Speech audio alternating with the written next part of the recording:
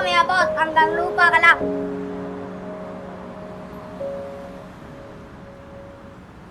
Anong kukunin mo sa college? Mga bullseye. Polsci? Bakit? Bala ko mag-look. Wow! Choice mo o digda nila digda? Guys, bahala na naman ko eh. Basta subuhan lang sila. Naks! Mo talaga pag may pera. Ikaw ba? Ano ba sa'yo? Ako? Gusto ko rin mag-abogado. Oo, pares pala tayo. Sabihin na kaya tayo mag-apply. Kaso, hindi din matuloy. Tagal eh. Matutuloy yan. Magtiwala ka nga. Sama mo naman ako. Sige ah. Dapat sabay na maging lawyer. Promise? Promise. Pwede natin lahat ng pangarap natin. Ano, iyak ka na lang ba? Hina mo naman. Hina pa ako nasa lupa.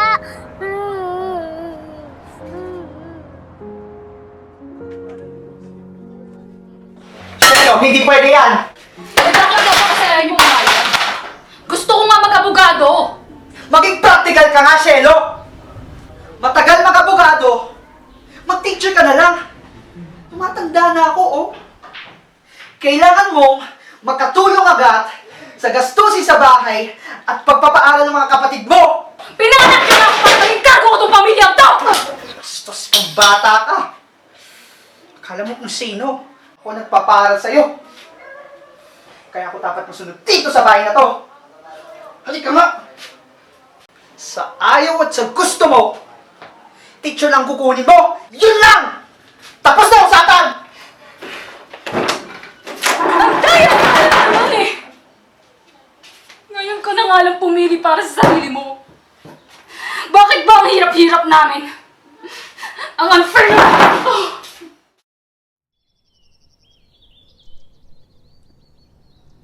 Ano, kamusta? Na nga eh. Ano? Hindi ka natutuloy. Bakit naman, Shelo? Ikaw na lang mag-bolsay sa Maynila. Mag-edit na lang ako dito sa Bataan. What? Ganun-ganun na lang yun. Suko ka na ba? Wala nga akong choice, Sai. Wala din namang magpapaaral sa akin. Eh di gawa natin ng paraan. Paraan? Hindi naman ganun ko dali yun, Sai. Panganay ako, di ba? Alam mong kailangan ako ng mga pamilya ko. Hindi ako pwedeng padalos-dalos. Eh di kami magpapaaral sa'yo. Ano? Pwede ko naman sabihin kay daddy na sagutin ng law school mo. Yun lang naman ang problema mo, di ba? Kung walang papaaral sa'yo, eh di kami na. Cyrus, nakikinig ka ba? Hindi mo ako naintindihan eh. Malaking sugal na tong law school sa akin. Tapos magmamaynila pa ako. Hindi ko lahat yun afford. Kailangan ko maging practical. At makahanap agad ng trabaho para sa pamilya ko. Ano bang di mo naintindihan doon? Pero Shelo, pangarap mo to eh. Well, this is life, Sai.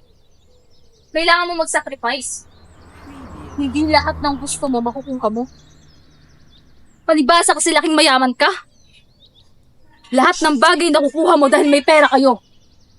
Ako, Sai. Ako. Naintindihan mo ba yung nararamdaman ko? Shelo, wait. Cyrus, tama na. Pagod na ako.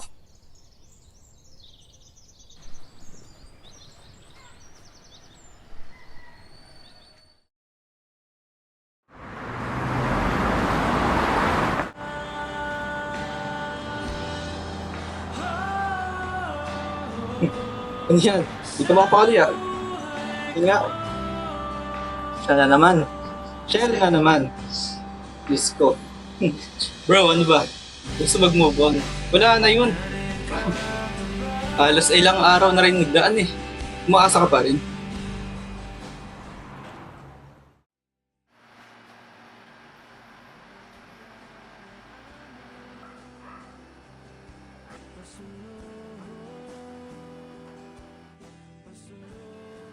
I'm one step closer, Cheryl.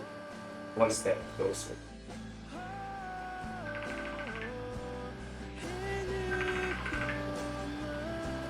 Hello?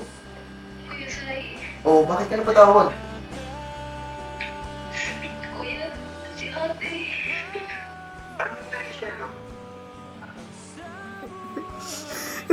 Wala na si ate. Ano? Wala na siya.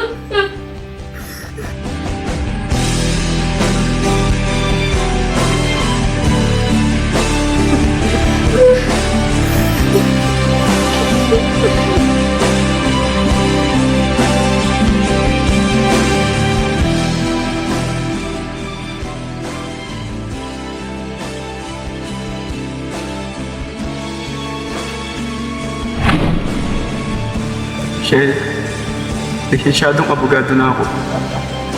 Natupad ko na lahat ng pangarap mo. Pangarap natin. Miss na kita, Shell. Miss ko na yung best friend ko. Nakakainis ka nga eh. Napakadaya mo. Nangako ko sabay natin tago pa rin yung mga pangarap natin. Pero bakit nasa langit ka na? Iiwan mo ako sa lupa. Dapat hindi pa nalagay kalapit ako. Attorney Shelo S. Ito naman, lucky na agad. Pero huwag ka na mag-alala, Shelo. Magpahinga ka na dyan. Ako nang bahala sa lahat. Ingatan ko itong pangarap mo. Para sa'yo. Para sa ating dalawa.